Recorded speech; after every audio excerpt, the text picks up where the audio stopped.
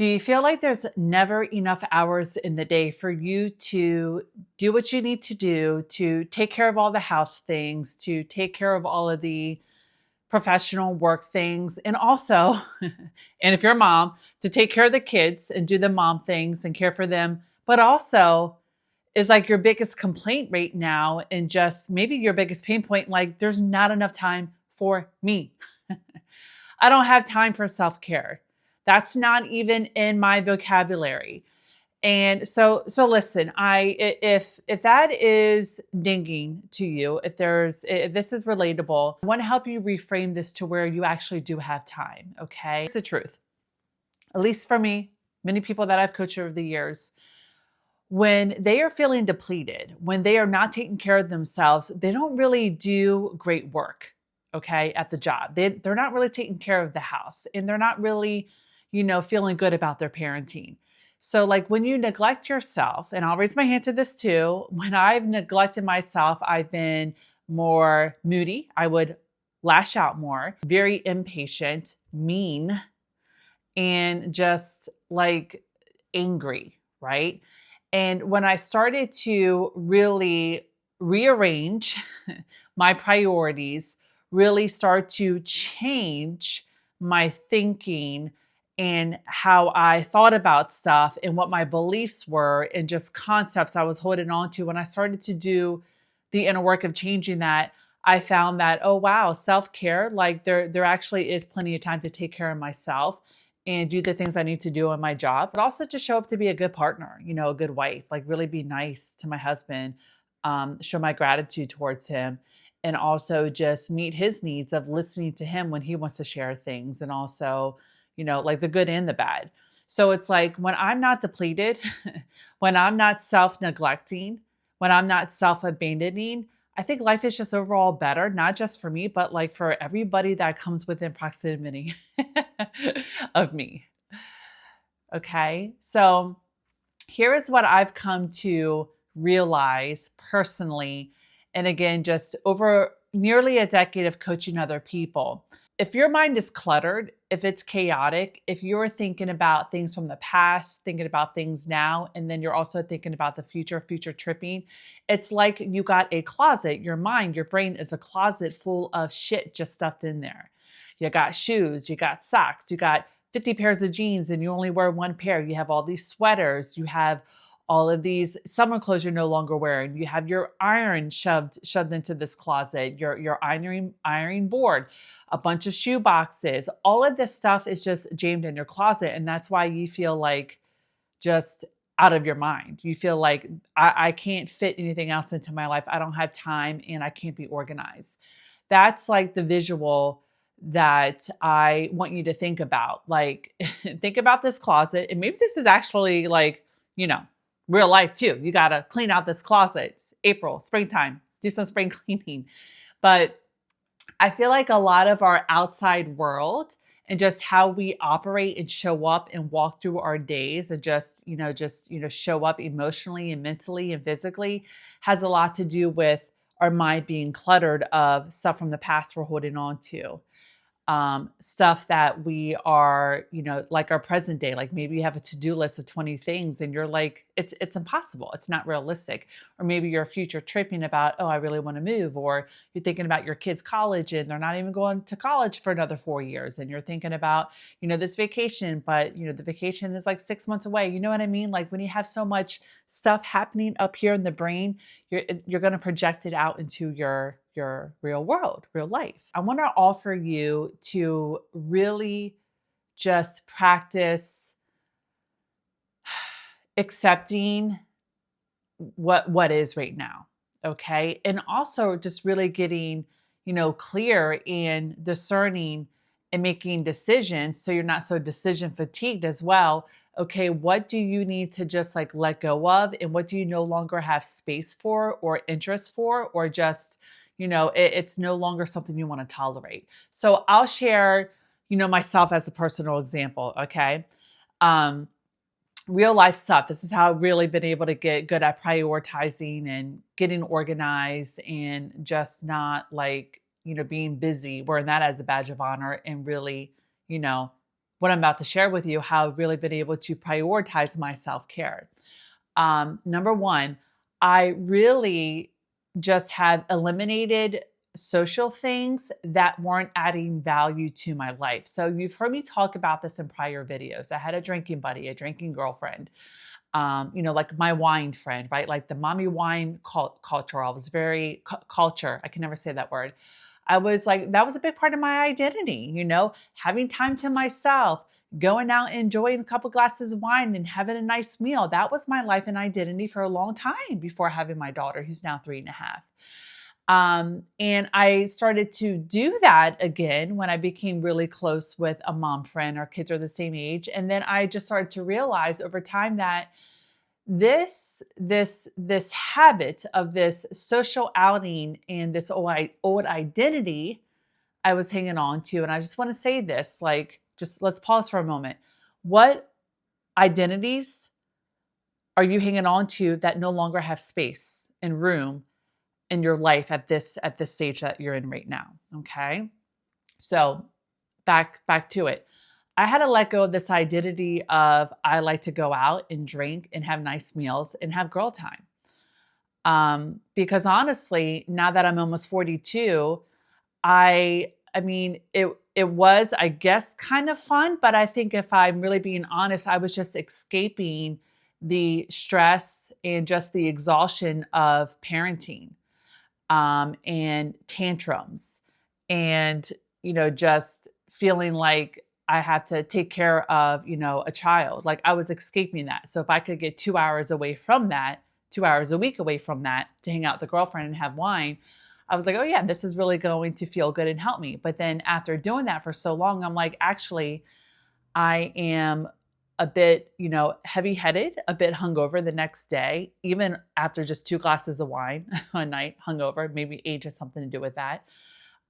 This isn't really helping me feel energized. I'm noticing weight is being put on.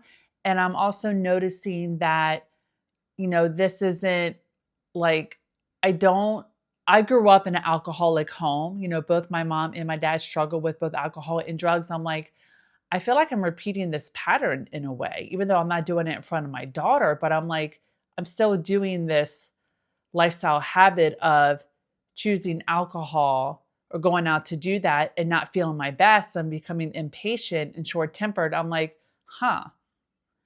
okay, something doesn't feel in alignment.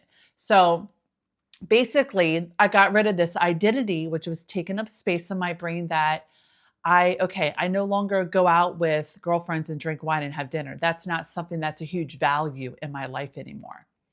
So when I finally got honest with myself with that old identity, and just being honest with, okay, this doesn't fit into the life that I have now, and this isn't really going to help me make progress and feeling the way I want to feel in midlife and in becoming the woman I want to become. Okay, I need to get rid of this.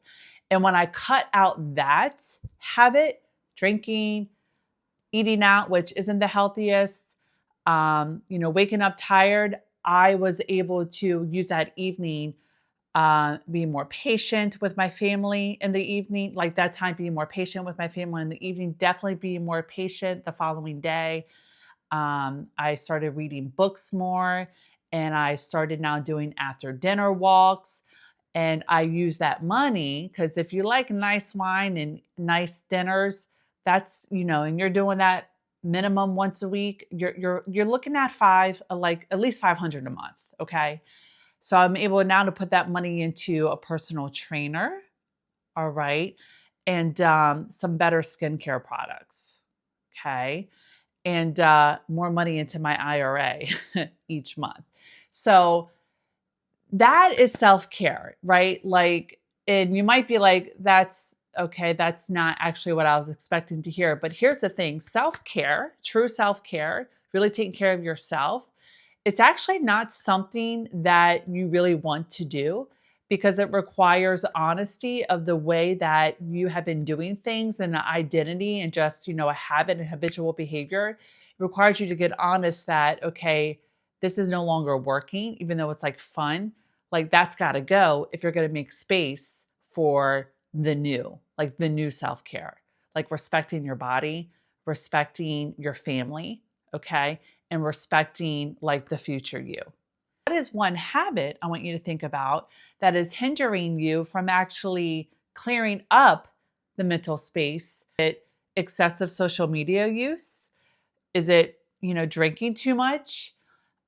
Is it hanging out with some people that, it's kind of time to to not hang out with them anymore?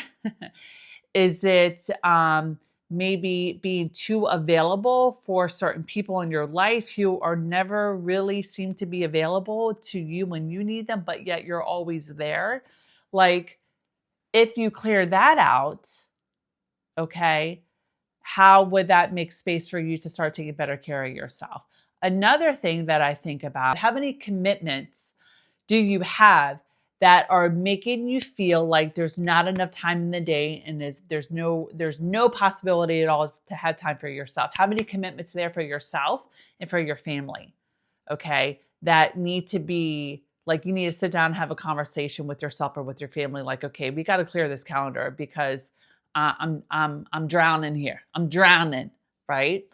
Um, I know that, for me, I had some commitments of, okay, we were doing dance every single night, or not every single night, sorry, every Monday night for my daughter. She had dance class and it was fun, but we have noticed every Monday night she would go, we would notice that, okay, she hasn't been dancing really in that class for the past few sessions. And she doesn't seem to be that much into it right now. And even her teacher was like, yeah, she's not dancing that much. And, honestly, Nikki, she is the youngest one here. Dance is usually, earliest 4 years old, but, most, 4 years old, 5 years old is when they really get into it and they can listen and follow through. And I've been wanting her to just like do this dance because I wanted her to be, around the bigger kids and just have an activity. But it's, became clean after like 6 months, maybe a little longer. Okay, she's 3.5. She's not into it. Let's stop going. Springtime is here.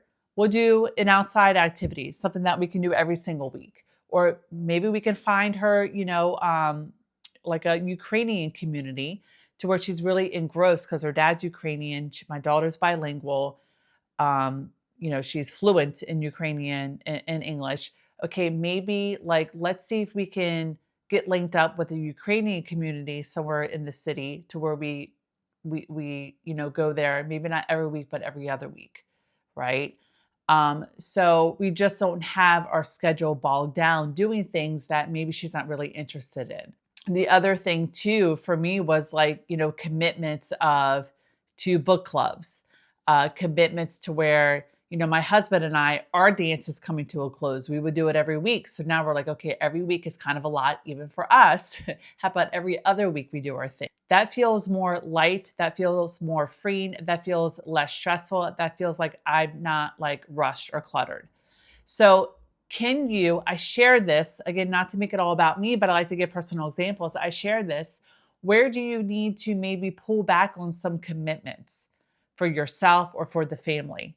You come together and you talk about this, or you come together with yourself and you talk about this, like, get honest with yourself. Like, okay, what do I need to change here? Because what you really value, what you really want is taking better care of yourself, not feeling so stressed out. So what is on your calendar, perhaps, that is making you so friggin' stressed out that you need to reevaluate? I think walking in nature is a huge act of self-respect, self-love, self-care. A daily walk at whatever time of day works best for you. I prefer, I prefer my long walk to be in the evening after dinner most nights, because that's just good for digestion. And it's good just to, you know, walk away the day to think and reflect. Um, Ideally not listening to anything, just being with yourself for that 20 to 30 to 40 minute, maybe hour walk if you have that time. Walking, and this is not just about exercise, it's not just about getting fit, it's just walking with yourself in nature, especially now it's easier. It's springtime, at least here on the East Coast. Like that is the biggest act of self-care, self-respect, and the best stress relieving tool you could possibly practice. After I do this video, I'm going to go for a long walk. Because I can midday because my daughter's in daycare Monday through Wednesday. So I'm going to go for a long walk and just kind of reflect on some things, just think about, life a little bit, think about what I'm really grateful for, what's really going good. Also acknowledge what I'm not happy about with some things and get into really practice accepting that, okay, I don't have control over this, over this person who's behaving this way and I wish they didn't. Like, I like to think about that and acknowledge that pain point because I don't want it, eating me up inside, right? We all have people in our family or we all have someone in our life to where we're like, I wish the relationship was different. I wish it could be different, but it's not. So, how can I accept this and just make peace with it and let it go so it doesn't drain my energy? That's what I like to do on long walks as well.